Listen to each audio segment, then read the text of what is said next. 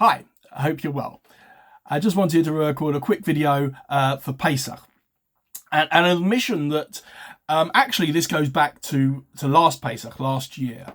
And here's the story. Every year, rather than trying to soak in and the whole of the Pesach and the Seder night experience, I try and focus on one particular aspect of Seder night or the Yetzias Mitzrayim incident, and sort of do a deep dive on that and do my background on that. And each year over the years, thank God, I've been able to sort of build up sort of printouts and stuff on the internet and forum and all sorts of other things on each particular aspect of it.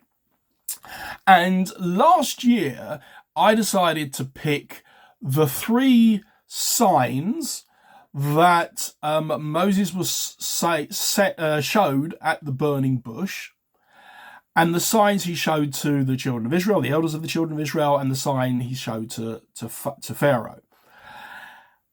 And to be honest with you, didn't get very far, because I was looking to see what these signs meant and what their significance was. Let me take a step back and before we take a step forwards. Part of Moses' job. Moses had two jobs. He had to negotiate with Pharaoh, and he also had to negotiate with the elders of the children of Israel, the children of Israel themselves, and lead them out of Egypt. And arguably that second task was more difficult than the negotiations with Pharaoh. As we see in the Torah, every time Moses goes to Pharaoh, almost every time, God has to harden Pharaoh's heart. God has to intercede because the plagues are doing their job and convincing Pharaoh that the Jewish people need to be freed. It's only when God intercedes and hardens his heart that Pharaoh says no and changes his mind. So the Pharaoh bit, if you like, is relatively straightforward. What Moses has to do, which is more challenging, is to convince these people that have been stuck in this way of life, in this civilization, in this culture, that all that they'd experienced for the last few decades or centuries, depending on which calculation you go by, that had all been wrong, and they need to go and leave this and go to the promised land, the land flowing with milk and honey. And so God gives Moses two groups of signs.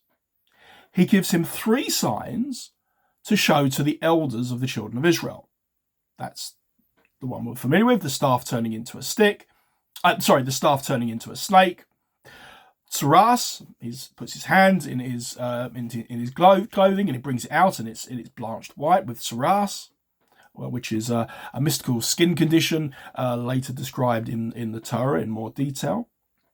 And finally, he converts water into blood. When he shows those three signs to the elders of the children of Israel, they're convinced, job done.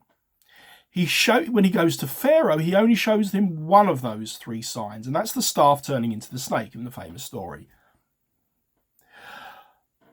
The water turning into blood kind of gets half marks because Moses does that as part of the first plague. So my question was, well, what is the significance of these three signs? What was it about them that got the elders of the children of Israel on board? And why didn't he show them all three to Pharaoh? And I'll be honest with you, as I said, I've drawn blanks and I've been trying to find out more. If anyone can find me any insights, I'd be more than interested to hear. And I've done something which I don't like doing, I wouldn't ordinarily doing, and that is came up with an idea from secular sources, which might come to explain it. Don't like doing it because you kind of it's the wrong way round, if you like. But hey, as I say, haven't found anything else. So if anyone else can help me, I'd love to hear from you. And it came as I was doing some of the homeschooling, which was very mixed success, let's just say, and going through some geography with one of my kids. And they were looking at why civilizations fail. And one of the theories they were learning about was that there are three things that get in the way of a civilization's success and bring them down to failure through history. One of them has been religious dogma, an autocracy, if you like, or a lack of democracy, whichever way you want to look at it. Number two, corruption and the perception of corruption.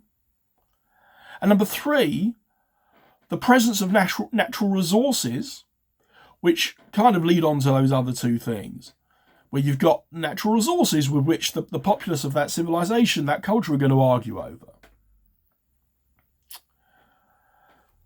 Let's look at those in terms of the three signs that we said. The staff turning into a snake. Well, that is a clear sign of religious dogma. That the staff in ancient Egypt was, and the snake head on top of the staff was a sign of the religious authority of the pharaoh over the people. We know in our traditional sources that the conversion into a snake was symbolic of the snake in the Garden of Eden, showing that Moses and Aaron were in control of that evil inclination, that source of evil that roots back to the Garden of Eden, with which Pharaoh would have been familiar. So the Tsaras, the second sign, is not just what we typically learn about in Lashon Hara, negative speech, but generally a whole raft of intersocial, antisocial, bad personalities, for lack of a better word. And the Gemara in Arachin lists a whole list, and the Midrash on top of that as well, lists a whole load of moral failings, corruption being one of them, bribery, that would incur tsaras in times of the temple.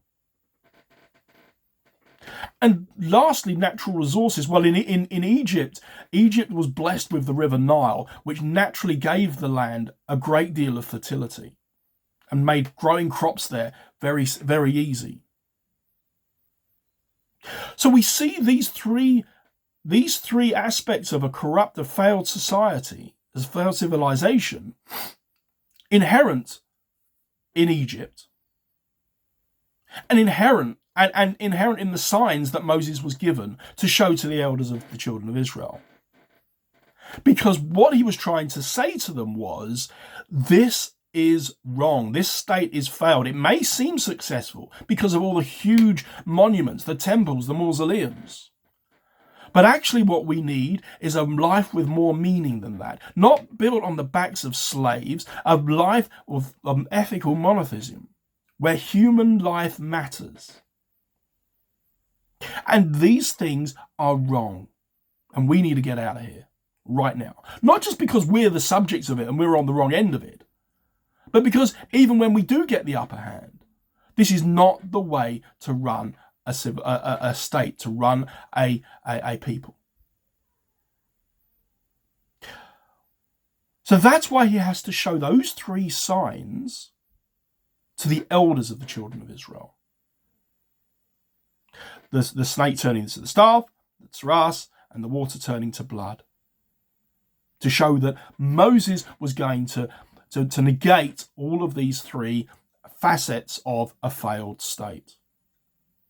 But when he comes to Pharaoh, he only shows him, as I say, 1.5 of those signs, if you like.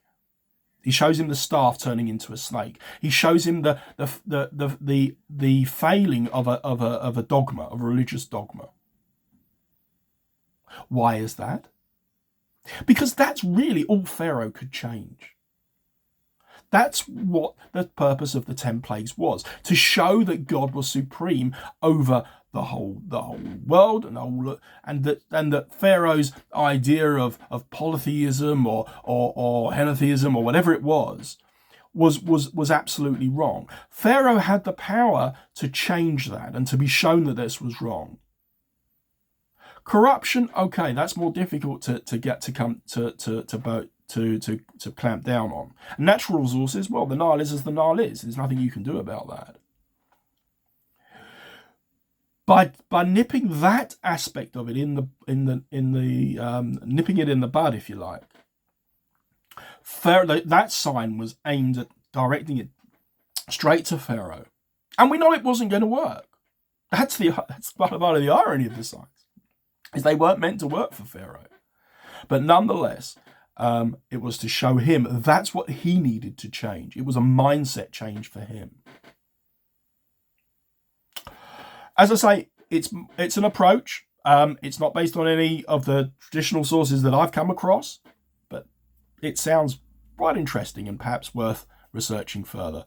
Wishing you and your families a happy and above all else a healthy Pesach.